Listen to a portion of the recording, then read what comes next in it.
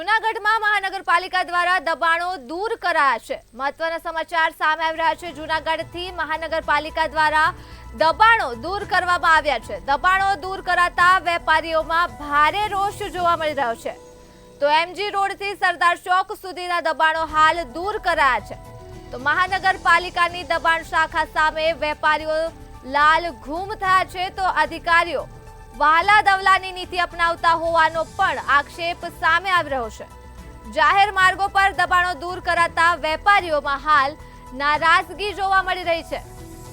તો જૂનાગઢથી સમગ્ર સમાચાર પ્રકાશમાં આવી રહ્યા છે। મહાનગરપાલિકા દ્વારા દબાણો દૂર કરવામાં આવ્યા છે। આ સાથે જ રેકડી કેબિનો સહિતના દબાણો પણ મહાનગરપાલિકાએ કર્યા છે કબજે।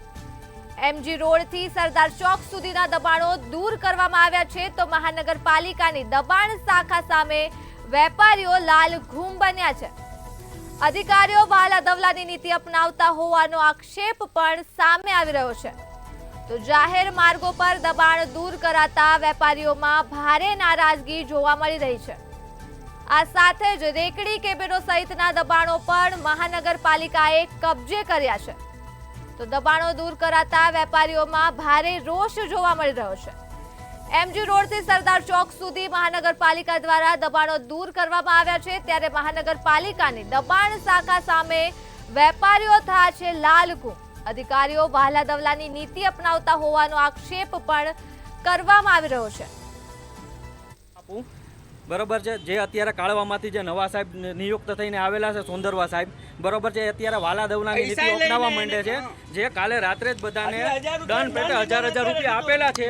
તમારા માધ્યમથી હું બતાવવા માંગીશ આમ જનતાને અને સરકાર સુધી આ વાત પહોંચાડવા માંગુ છું કે વાલા દવલાની નીતિ ન અપનાવે કોર્પોરેશન, અને મહેરબાની કરી અને એક નિયમ રાખે અને બધાની હટાવીએ તો હટાવે, નહીતર કોર્પોરેશનમાં કેટલા દબાણ છે ને એ બધાય દબાણના હું તમને માહિતી આપી શકું છું। જો ખરેખર કોર્પોરેશનની તાકાત હોય ને તો એને હટાવી લે, બરોબર છે। બાકી આવી વાલા દવલાની નીતિ અપનાવી અને નાના માણસો પાસેથી 500,000 નો જે દંડ લે છે ને એ મહેરબાની કરી અને રહેવા દો। બાકી હવે પબ્લિક જાગશે ને તો હાવ પથ્થારી ફેરવી નાખશે।